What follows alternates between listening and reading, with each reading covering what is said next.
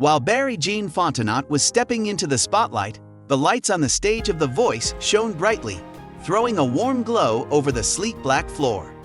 The playoffs for season 27 were in full flow, and the stakes at this point could not have been higher.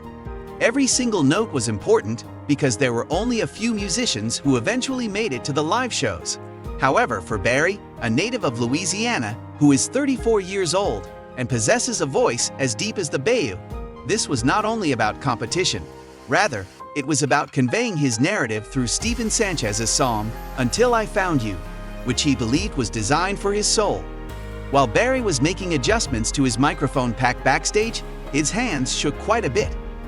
His cowboy boots helped him stay anchored in his Cajun heritage, despite the fact that he donned a tailored navy suit that was a tribute to the traditional crooners that he had grown up idolizing.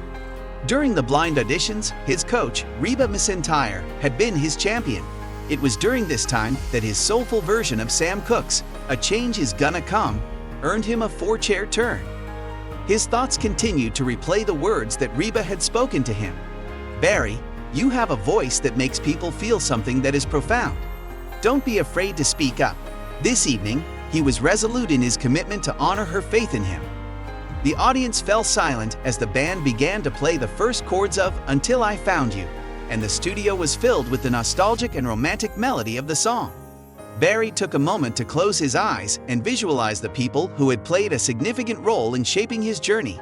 His grandmother, who had brought him up in a small parish in Lafayette, singing hymns in their tiny church, his high school choir teacher, who had encouraged him to find his range, and his fiancée, Elise, whose love had inspired him to choose to sing a particular song. For them, this performance was scheduled. Barry's voice was a revelation when he first started singing. It was a velvety smooth baritone that bore the weight of both longing and triumph. Until I found her, I said to myself, I would never fall in love again. As if he were singing to a single listener rather than a large group of people, the lyrics flowed out with a tenderness that gave the impression of being personal when they were said. His phrasing was methodical, and each note was imbued with a lyrical warmth that could be reminiscent of the greats, such as Otis Redding and Marvin Gaye, while yet being uniquely his own.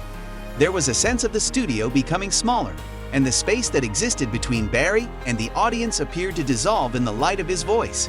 Barry's vocals reached new heights as he progressed into the chorus, gradually transitioning from a gentle vulnerability to a forceful and controlled crescendo in his instrumentation. Heaven, when I took you back in my arms. The throng was shivering as the word heaven resounded through the air, and it was crystal clear and resonant. His runs were effortless, and he danced around the tune like a dancer. He never overshadowed the simplicity of the song, but instead elevated it to a transcendent level. All of the coaches, including Reba, Gwen Stefani, Snoop Dogg, and Michael Bublé, leaned forward in their crimson chairs, their faces displaying a mixture of surprise and happiness. The smile on Reba's face was big as she moistened her eyes. It was her belief that this song would demonstrate Barry's ability to combine traditional soul music with contemporary romanticism that led her to select it for him. He's got that old-school magic, she had informed the other instructors as they were practicing. It is his heart that is going to prevail in this situation. While Gwen nodded her head in agreement and clasped her hands together, Snoop swayed and bobbed his head in time with the music. Bublé, who was known for his expertise in vocal technique, scribbled notes while his smile betrayed his adoration. Barry's performance was not merely flawless in terms of technique, rather, it was compelling.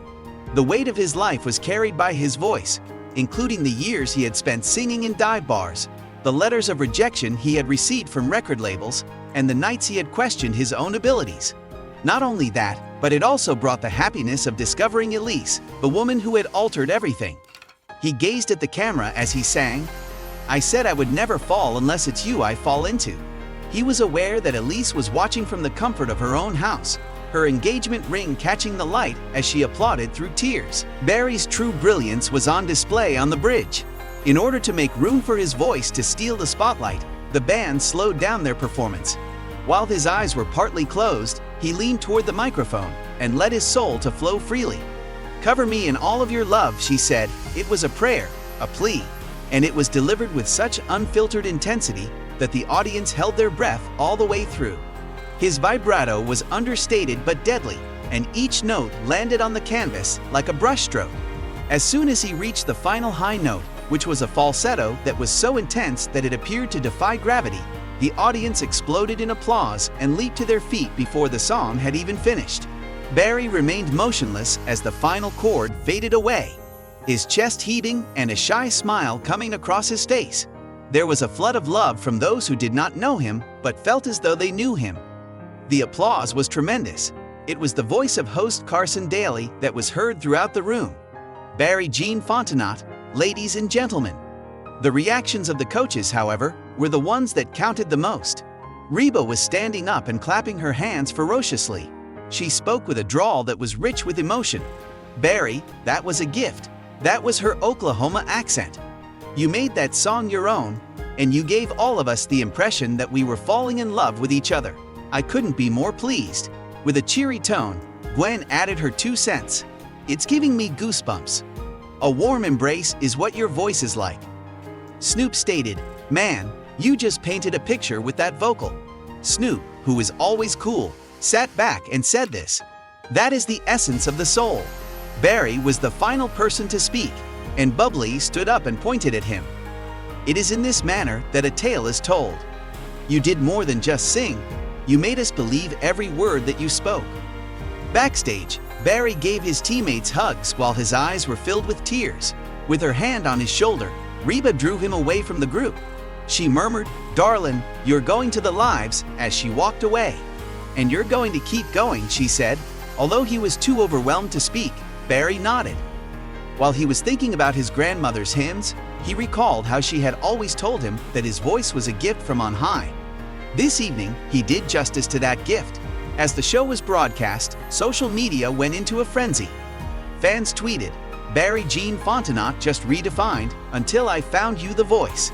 The clips of Barry's performance went viral, reaching millions of people around the world. His gorgeous, soul-stirring vocal was hailed by music bloggers, and Steven Sanchez himself remarked on his website, "Bro, you did my song justice. Due respect." The video that Elise gave to Barry showed her and her family cheering, and her voice was raspy from the screaming that she did.